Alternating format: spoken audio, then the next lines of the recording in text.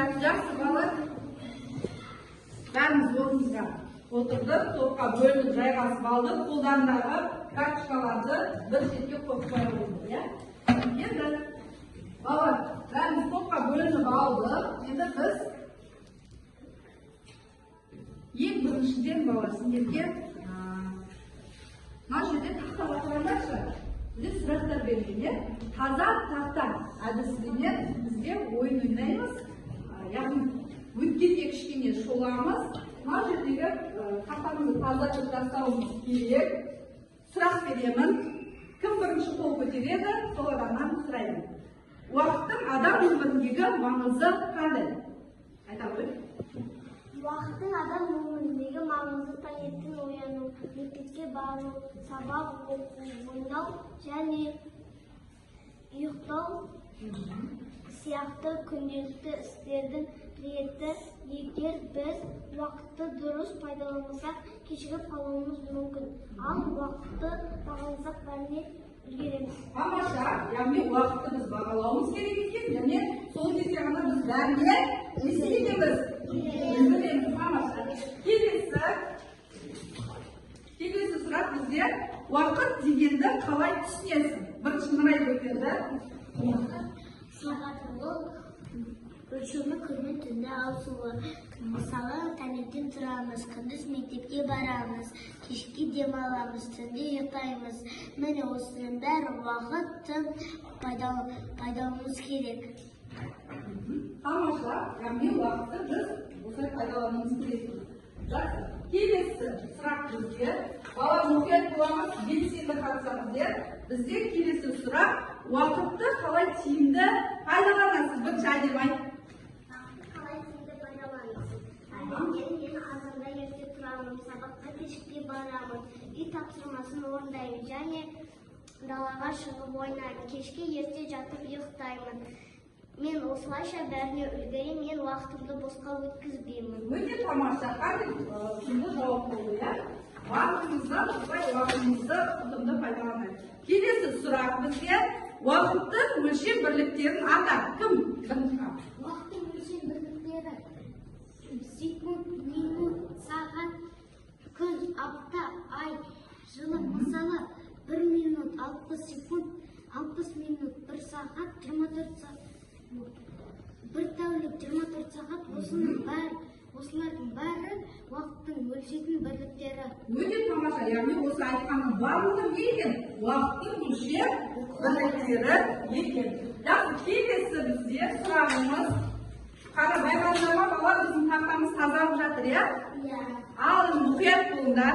Қас пен көздің арасы деген сөзді, яғни сөз тіркесінің мағынасы қалай түсінесің? Грамматикадан айта ғой. Қас пен көздің арасы дегені өте тез жылдам деген сөз.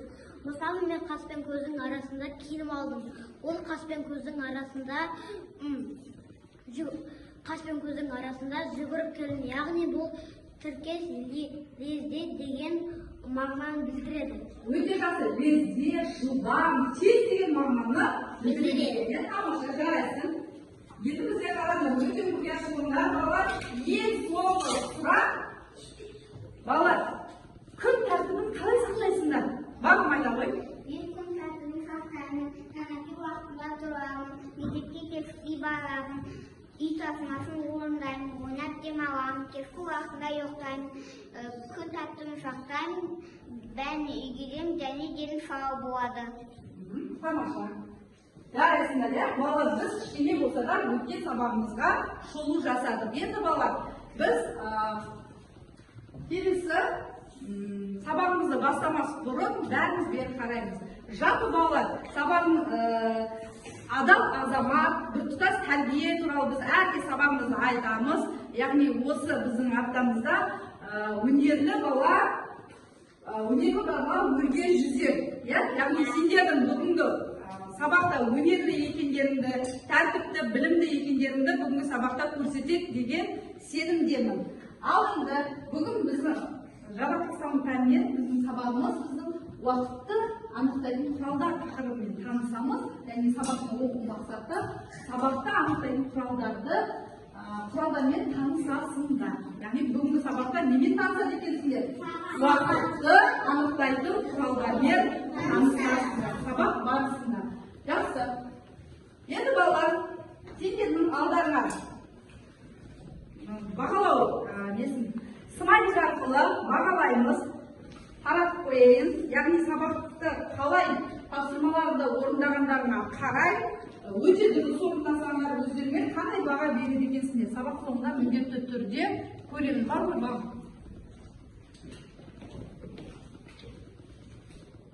Қойсын. Кімде жұқтан? Әлшекелер. Жақсы, яғни бұл смарт бағалау. Қойып қоямыз балалар. Бұны сабақтың соңында орындаған тапсырмаларына қарай смарт бағалауды әдісін жүргізетін боласыңдар. Балалар, бәрімізге қараймыз. Оқушы қалай отырады? Бәрімізге қараймыз. Мына жерде суреттерге назар аударайық. Бұл жерде төменде құралдар берілген, иә? Осы құралдар не үшін керек? Уақытты көрсету үшін. Жақсы, енді оларды адамдар қай кезде қолданады? Мысалы, мына жерде. Қай кезде қолданады? Мариям айта қойшы. Қай кезде қолданады? Мариям жауап берсін. Мариям жауап бере ғой. Қандай сағатты қолданасың? Құм сағатты қолданамыз. Минутқа болу үшін қолданады. Минут жарайды. Тағы кім жауап береді? Әлде айта қойшы. Механикалық сағат пен электронды сағат сабаққа кешікпеу үшін. Сабаққа кешікпеу үшін қарайсың, иә? Жақсы. Тағы да қай кезде қолданамыз? Кешке ояну үшін.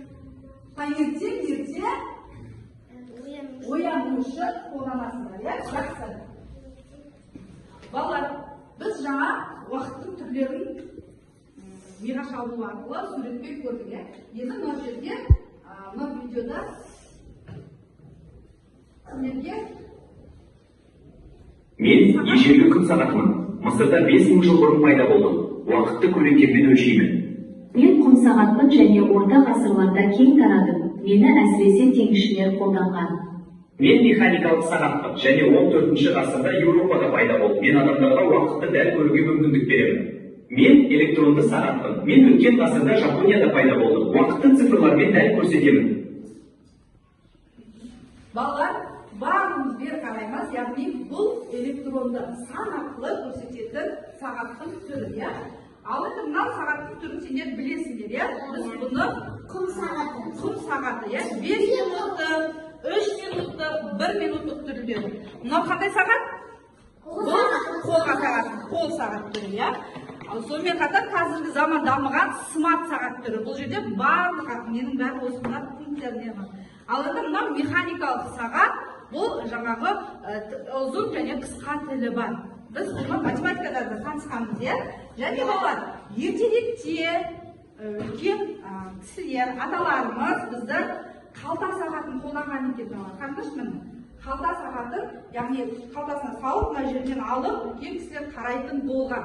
Көрдіңдер ма? Бұл ертеректе сәндік үшін де қолданған екен. Яғни уақытында қарап, қалтасына, төс қалтасына салып қойған. Үлкен ер адамдар қолданған. Сонымен қатар, осы жерде сағаттың түрлері бар. Тағы да біз танысатын боламыз. Және сендерге балалар. Бағана құм сағат туралы айтылды, иә? Мына жерде міне қараңыз, құм сағатты жасау үшін негізінен ертеректен ежелгі адамдар ең бірінші құм сағат пайда болған. Мына сағаттардан бұрын ең бірінші. Ол кезде бұндай сағаттар дамымаған, ештеңе болмаған. Яғни адамдар күн сағатқа қарап не істеген? Күн сағатқа қарап уақытты анықтаған. Енді ол қалай анықтаған? Ол үшін бізге күн сағатты қолдан жасап сіздерге көрсету үшін мынандай сандары жазылған қағаз керек. Және ертеректе адамдар жерге қазық қағып, ағаш қағып қойған екен. Және өзі айтып тұрғандай күн сағат деп тұр ғой, иә? Күн сағат, яғни күн айналған сайын, мына қарасаңдар,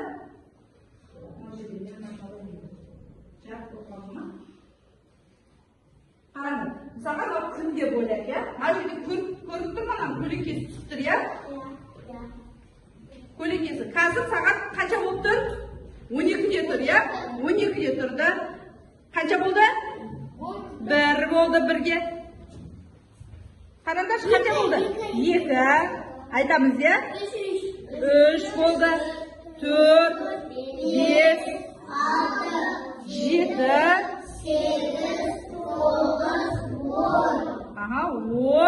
11, 12 деп, яғни күн айналған сайын біздің неміз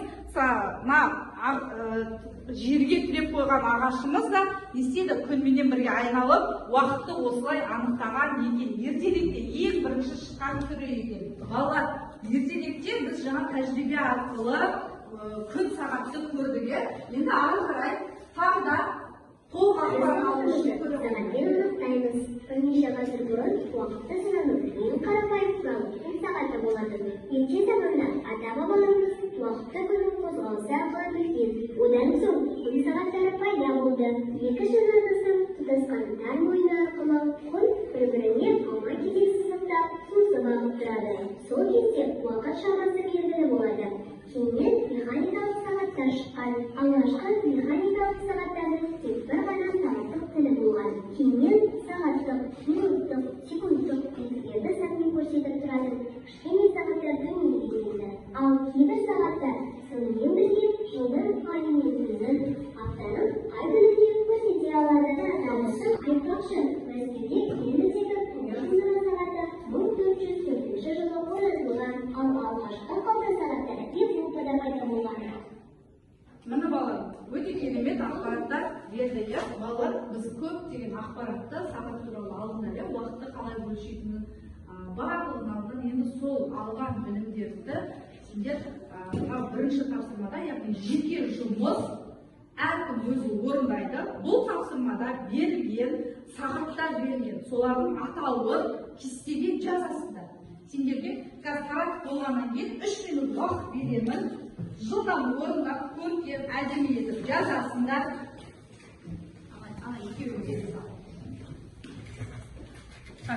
Ручкаларыңды ала беріңдер. Қаламсаптарыңды дайындап қоя қойыңдар. Нұрай екеуіңе. Нұрайға бересің.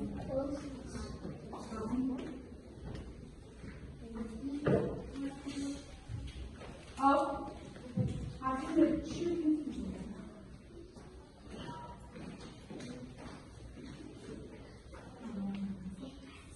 Барлықтарға бердім ғой, бұл тапсырманы орындағанға 3 минут уақыт беремін. Жылдам орындайыңдар, ал бастаңдар. Әдемі көркем жазыңдар.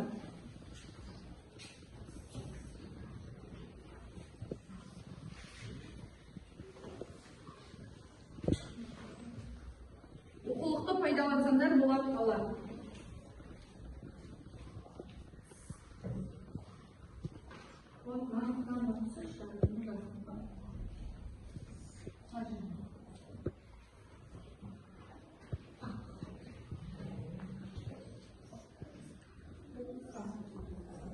Қастарының міндетті түрде сағат деді.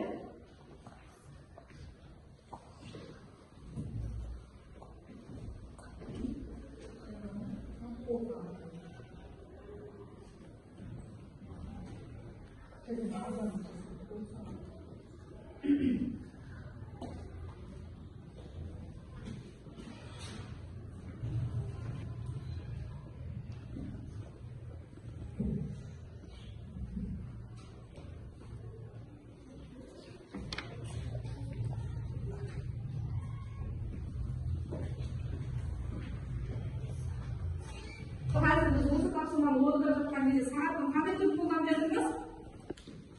Құм сағатты қолданып жатырмыз. Құм сағат қанша минутқа қойдым мен? 1 минутты қойдым ба? Жоқ, қанша минутты? 3 минутты қойдым. Болып қалдық, иә? Болған оқушылар қолдарын көтерсін.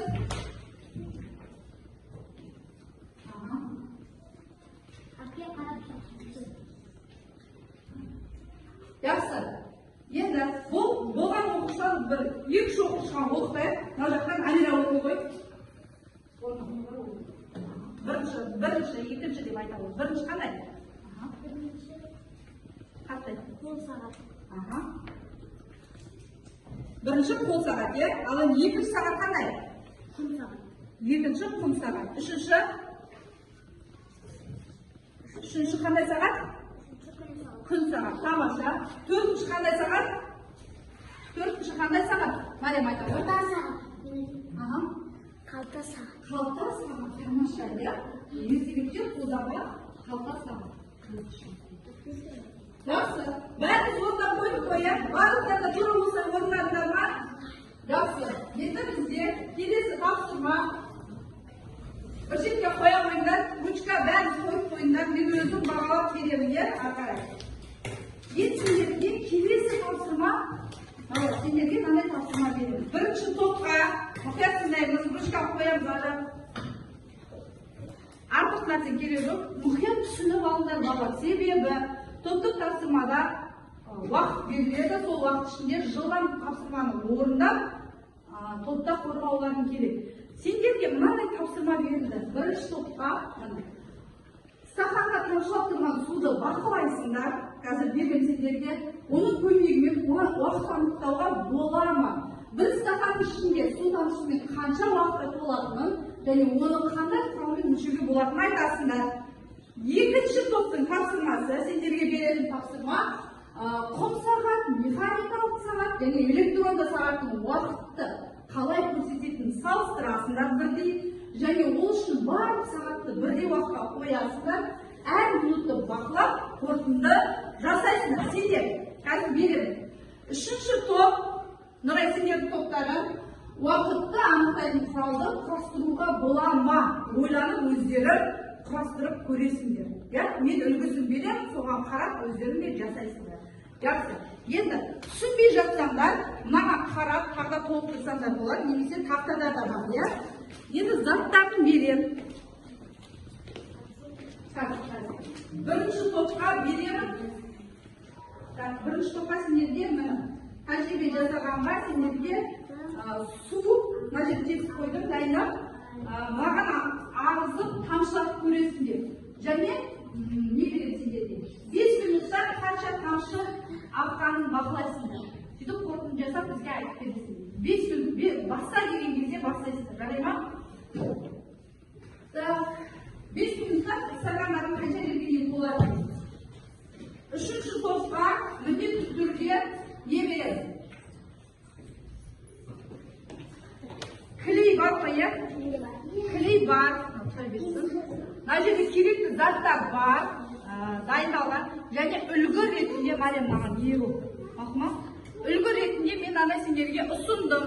Тура осылай болмаса да өздерің сағат жасаңдар. Ерде құралдар бар, маған елестемесін. Тілі керек болып қалады сендерге, иә. Ал баста дегенде сендерде бастайсыңдар. Мынаған үлгіге қарайсыңдар. Көрсеткенсіз қояр. Енді екінші топқа қандай сағат еді? Құм сағат еді, механикалық сағат және электрон сағат. 3 сағатты беремін. Сендерге топқа жиналасыңдар, барлықтарына бағым жаққа жиналыңдаршы. Сөйтіп анықтайсыңдар, қорытынды жасап, айтасыңдар, жарай ма? Құм сағат және электронды сағат және механикалық сағат. Жөндеп берейін, сендерге. Бірдей болмай қалып тұр. Мына сағатпенен бірдей қылып бұрап жөндеңдер, иә? 12:38 болды. Мақұл ма?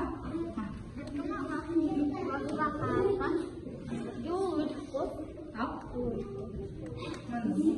38, иә? Бірдей жүріп жатыр ма? Уақытын айналғасында. Ал, анықтайсың.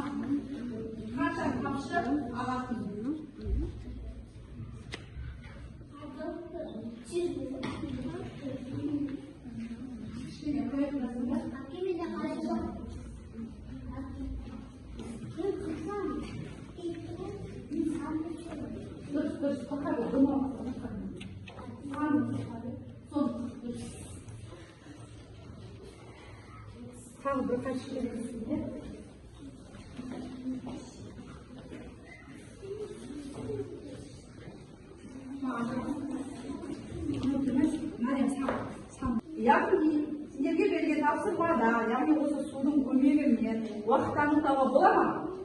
Бола ма? Болады. Ары. Мысалы, су баяу тамшыласа, стакан 10-15 минутта толуы мүмкін. Ал тез тамшыласа, одан да ерте толады. Уақытты сағатпен немесе секундтармен өлшейміз. Яғни немен өлшейміз? Секунд. Яғни сендерге қанша секундтық не берді? 5 минуттық, иә? Яғни 5 минутта қандай суға анықтау? Мынау қалғаны қалды, иә? Қандай тамшы болды? Санап көрдіңдер ма? Тамшы 160 болды, иә? Жақсы, яғни қорытындылай келе не айтасыңдар? Айта ғой. Су тамшысы арқылы уақытты білуге болады. Бірақ су әрқашан бірдей тамшыламайды. Дұрыс айтады. Әрқашан бірдей тамшыламайды екен, әртүрлі, егер оның тамшылау жылдамдығына қарай. Сондықтан уақытты білу үшін сағат керек. Міндетті түрде оның қанша уақытта тамғанын білу үшін не керек екен? Сағат міндетті түрде керек екен. Жақсы, отыра қойыңдар. Ал енді балалар, жаңа бірінші топтың тапсырмасын қорғаған көрді. Енді екінші топтың оқушылары келе қойыңдар. Екінші топтың заттарыңды да алып келіңдер. Сендерге қандай тапсырма берілді? Әлия бірінші топтың. Қандай тапсырма берілді? Бұл сағат механиканың сағат электрондық сағаттардың уақытты қалай көрсететінін салыстырыңдар. Ол үшін барлық сағатта бірдей уақытта қой, әр минутта бақыла, қорытынды жаса. Жақсы, яғни үшеуін бірдей қойып, қорытынды жаса дейді. Бағым келе ғой, шынеқа берді. Балар, мұқият тыңдаймыз. Енді қандай қорытынды жасайды екен құм сағат? Жақсы, құм сағат сөйлесін.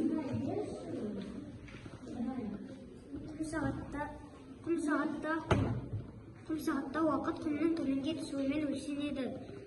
Құм біткенде уақыт та бітеді. Әр минутта құм біртіндеп ағады. Яғни әр минут сайын құм біртіндеп сырғып ағады екен, иә? Бұның ерекшелігі. Ал ары қарай. Сағатта тілі қозғалады. Ұзын тілі минуттың, қысқа тілі сағатты көрсетеді. Әр минутта ұзын тілі алға жүрісін бастайды. Дұрыс айтасың, иә? Яғни әр минут сайын ұзын тіл алға қарай жылжиды екен. Тамаша, ары қарай. Электронды сағат уақытты сандармен көрсетеді. Минут пен секунд сандары өзгереді. Әр минут сайын сандары өсіп отырады. Яғни электронды сағаттың ерекшелігі бұлар не арқылы? Сандар арқылы не істейді екен балар? Сандар арқылы көрсетеді екен. Сонымен қатар мына жерде қарасаңдар балар, Амираларға берілген, екінші топқа берілген сағатта ерекшелігі күнін көрсетеді және бөлме температурасын, яғни көрсететін несі бар екен, бұл жерде қарап тұрсақ. Енді балалар барлықтарын айттыңдар, 3 сағат туралы айттыңдар. Енді ары қарай осыны қорытындылай келе не айтасыңдар? Қорытындылай келе бәрі сағат уақыт көрсетеді, бірақ олар әртүрлі көрсетеді. Құм сағат құммен, электронды сағат. Электрон сағат немен? Немен көрсетеді? Санмен көрсетеді, Механикалық сағат тілмен көрсетеді. Тілмен көрсетеді, иә? Жақсы. Жарайсыңдар, отыра қойыңдар. Ал балалар, бірінші топтық тапсырмасын көрдік, екінші топтың топтық тапсырмасын көрдік, енді үшінші топ сендерге берілген тапсырма уақытты анықтайтын құралдарды үлгіге қарап жасау еді, иә? Ал дайын болсаңдар, келіңдер бізге қалай жасағандарыңды көрсете қойыңдар. Жылдам. Яғни үлгісін мен бір үлгі ұсынамын, соған қарап өздерің жасай қойыңдар деген. Ой, молодец. Ал кетіп, не істейсіңдер ал? Оны жасау үшін не істеу керек? Бізге қарты керек, қайшы керек, тілі керек, қалам керек, тілі ұсақ қағаз керек. Және қауіпсіздікті міндетті түрде сақтау керек, жақсы. Біз қағазды қалай жасаймыз? Біріншіден қағаздан түнге қиып аламыз. Уақыттың сандарын 1-ге дейін 12-мен жазамыз. 2 терең жасаймыз. Ұзын және қысқа. Uzun және қысқа тілін жасаймыз, иә? Жақсы. Енді қорытындылай келе не айтуға болады осы сағаттың сендерге қандай көмегі бар жасағаннан кейін? Сағаттан сағат жасау оңай екен. Бұл бізге уақытты үйренуге дұрыс айтасыңдар, иә? Яғни үйренуге көмектеседі. Дәл қазір мысалға сағат қанша болып тұр? 3. Сағат 3 болып тұр, иә? Ары қарай жылжытып көріңдерші, мұны үйренуге көмектесетін болса. 4 болды, иә? 5, қазір қанша болды? 6, иә? 7, 8. Тамаша, жақсы, жарайсыңдар, иә? Сендердің жасаған сағаттарың бар ғой, иә? Әдемі шығыпты, жарайсыңдар. Отыра қойыңдар. Заттарын алып алыңдар. Балалар, енді бәріміз орнымыздан тұрып, сен төсәтін жасап алайық.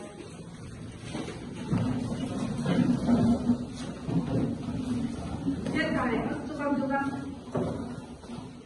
Дайынбыз ғой, иә?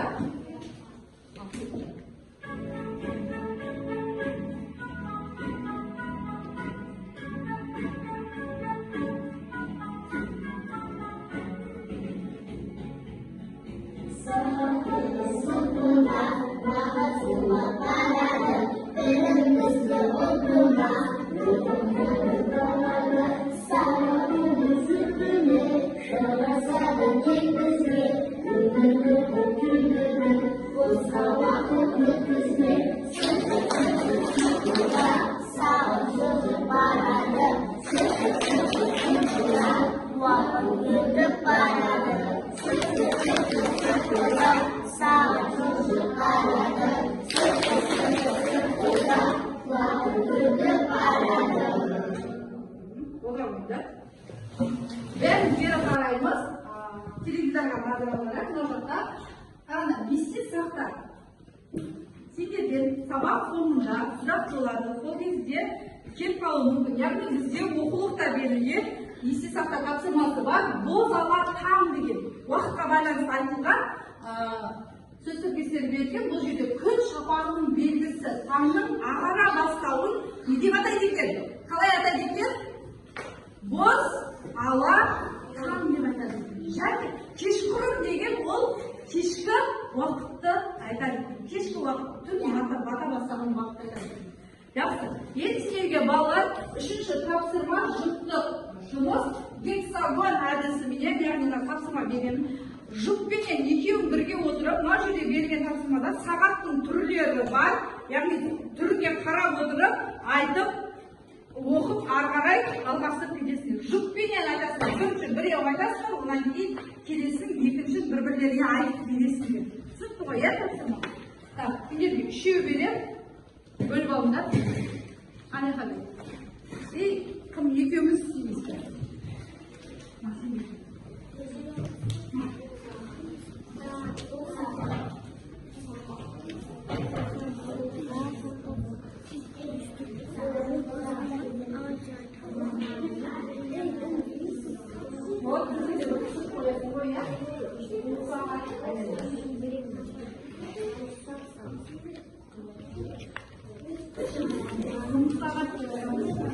Мен айтып берейін, иә? Мынау күн сағат болады, мынау смарт сағат болады, мынау қалта сағат, мынау қабырға сағат. Енді сен айтып берейін.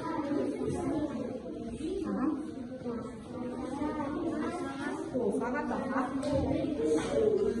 сағат.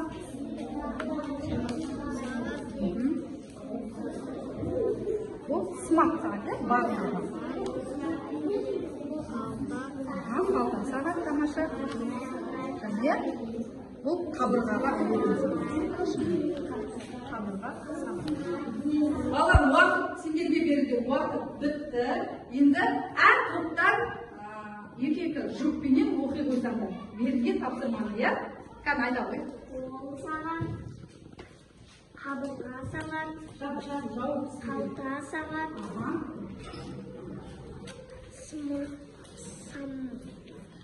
смарт сағат, күн сағат, қол сағат. Қайда оқып ой? Күн сағат, смарт сағат, қалта сағат, қабырға сағат, қол сағат. Тамаша, жарайды. Молодец. Екінші топта Нұрай менен Әлішер бастайды. Айта ғой. Смарт сағат, күн сағат, құм сағат, қол сағат, қабырға сағат. Міне. Қандай сағат деді? Қалта сағат, иә? Нұрай айтады.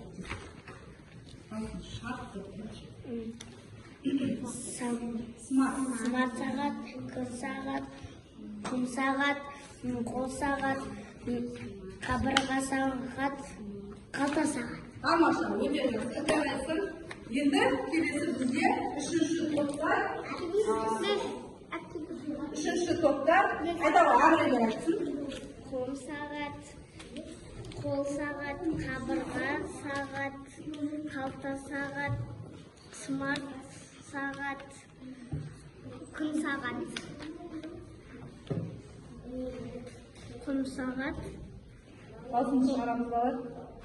құм сағат, қол сағат, қабырға сағат, қалта сағат, смарт сағат,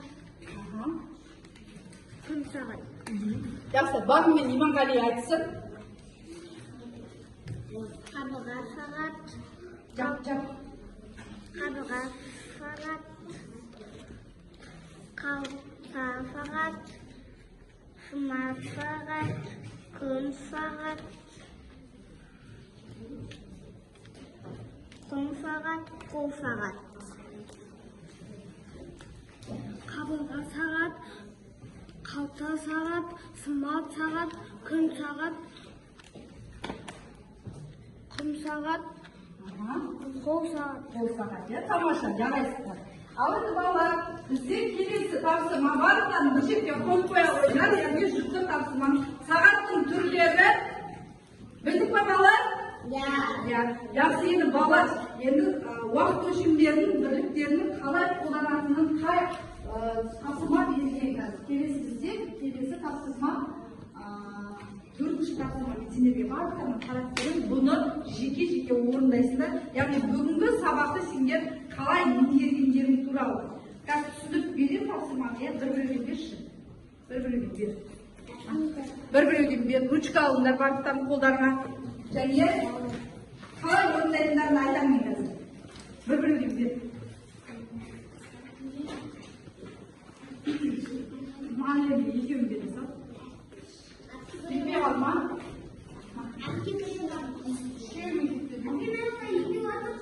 Маған бере ғой. Жақсы, енді бәрін бір қарадан қалай орындайсыңдар. Бұл тапсырмада уақыттың өлшем бірліктері ең кішкентайынан бастап, кішісінен бастап орындайсыңдар. Өсу ретімен, балалар кему ретімен болса, үлкенінен бастаймыз, иә? Жоқ, өсу ретімен болса, яғни ең кішісінен бастап орындайсыңдар. Олардың қайсысы сағаттың көмегімен анықталатынын анықтайсыңдар, және қайсысы күнтізбенің көмегімен анықталатынын сызық қосу арқылы белгіменен белгілейсіңдер. Ал енді уақыт сендерге кетті, кішкене күрделілеу 5 минут уақыт береді сендерге, ал орындады. Кішісінен бастап. Санмен жазасыңдар, мысалға ең кішісі бұл жерде сендерге не береді? Неден басылады? Жоқ, секунд дейміз да, 1 дейміз.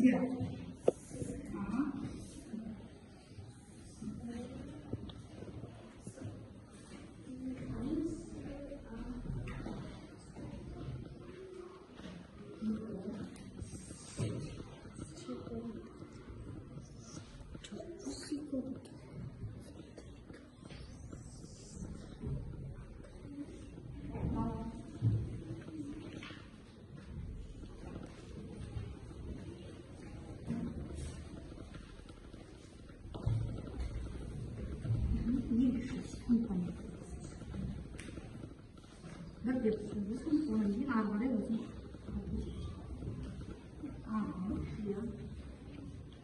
Жеті.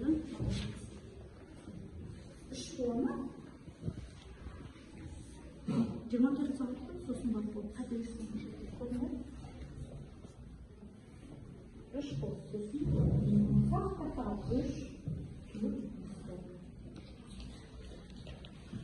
молодец. Енді күндізгені сіз қай сағатта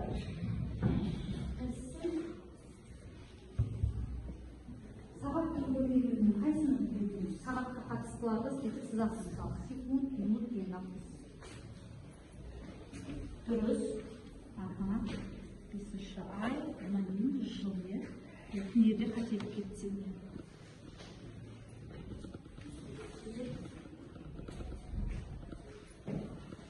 Екі оқушыға оқып тұрсақ. Ал енді балалар бізде үшінші тапсырмада бағыттарын орындадыңдар, уақыт бітті бізде. Енді сол тапсырманы қалай орындадың айтып оқып жібере ғой, 1-2 оқушыдан оқытайық. 2 минут. Екінші деп айт. 2 минут. 3 сағат. 4 тәулік. 5 апта. 6 ай. 7 жыл. 7 жыл, иә? Енді бұл жерде сұрақ тұр сендерге. Сағатпен қайсы өлшем бірліктері сәйкес келеді? Сағатқа қатыстысы қайсысы? Сен апарып қостың ғой, айта өтесің. Секунд. 1 секунд. Сосын сағатқа қатысты қосқан қайсысы? Минут және Сағат. сағат. Осы үшеуі қатысты екен. Жақсы отыра ғой. Омар айта ғой. Бірінші секунд, екінші минут, үшінші сағат, төртінші тәулік, бесінші апта, 6 ай, 7 жыл. Енді сағатқа қатысты. Сағат. Сағат қатысты сағатқа. Минут қатысты. Секунд. Тамаша. Енді Ай. күнтізбеге қатысты қайсысы? Ай. Тамаша. Өте дұрыс, өте сауатты орындалған екен.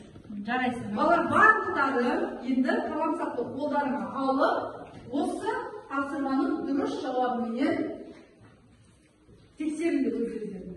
Бірінші, яғни бұл жерде не болады екен? Өзгеру ретімен. Секунд болады, айтамыз бірге. Секунд болады, екінші. Минут болады, үшінші. Сағат, төртінші. Тәулік, бесінші. Алтыншы. Ай, 7-ші жыл. Тура осылай орындарыңдар ма? Тамаша, жарайсыңдар. Ал енді балалар, біз сабағымызды қорытындылай келе, бізде мына тапсырма берілген. Фотоаппарат әдісі, яғни бізде сұрақ береді және оның жауабы. Келіңізші. Оқи ғой. Қандай тапсырма берілген және жауабы. Сағат түрлері бар. Қандай түрлері бар екен? Күн сағат, құм сағат, қол сағат, қалта сағат, су сағат, механикалық сағат, және электронды сағат. Тамаша. Келесі. Боз ала таң дегенді қалай түсінесің?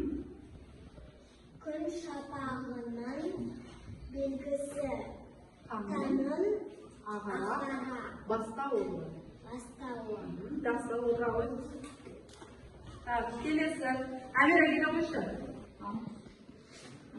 Кешқұрым. Кешқұрым. Кешқұрым қай кез? Яғни кешқұрым қандай кез еді? Бағана айтып қойдыңыз. Күн? Күн батқан кез. Тамаша, отыра ғой. Келе ғой, Амира кел.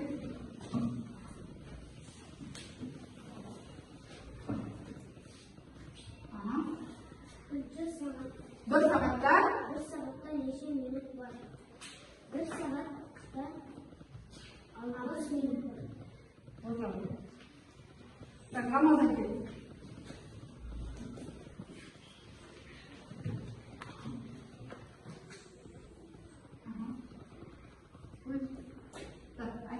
Бір тәулік Неше сағат? Неше сағат? Бір тәулікте неше сағат бар?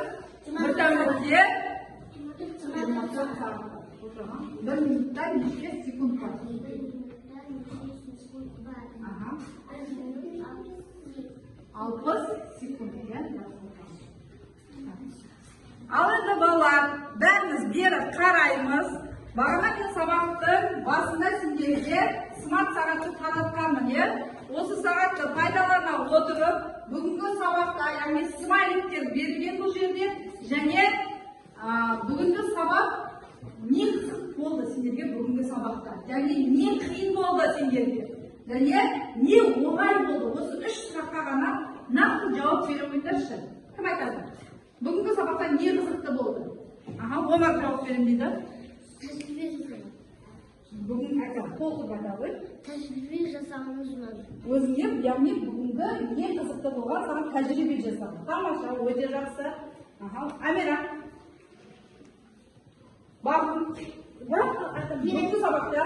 Маған Қазақстандағы смарт сағаттар Бағалаған ұнады, өзіңді бағалаған. Өзіңді қалай бағаладың? Жақсы, өте тамаша деген біріншіні алдың, ал Амир айтады. маған бүгін сағатты тексерген ұнады. Сағаттарды зерттеген ұнады, Жақсы, тамаша, әдемі айт. Маған тапсырмалар ұнады. Қандай тапсырма жалпы? Қай тапсырма ұнады? Анау Қазақстандағы Қай тапсырма? сағаттар ұнады. Сағаттардың түрлері ұнады, жақсы. Мына жақтан кім айтады? Нұрай айта қойшы. Маған Қазақстанға бүгін маған тәжірибе жасау ұнады. Тәжірибе жасау. Сағат жасау ұнады. Тағы не ұнады? Қазақстандағы Тағы не ұнады? сағаттар. Жақсы. Айт оқы. Маған сағаттардың атауы ұнады. Кімге не ұнады? Рамазан айта ғой. Маған Қазақстандан сағаттар түрлері ұнады. Танысқан. Ал енді балалар, бүгінгі сабаққа қатысқандарына үлкен рахмет. Барлықтарына ары қарай осы тапсырманы ары қарай үйде оқып, дайындалып, білімдеріңді жетілдіріңдер. Жарай ма?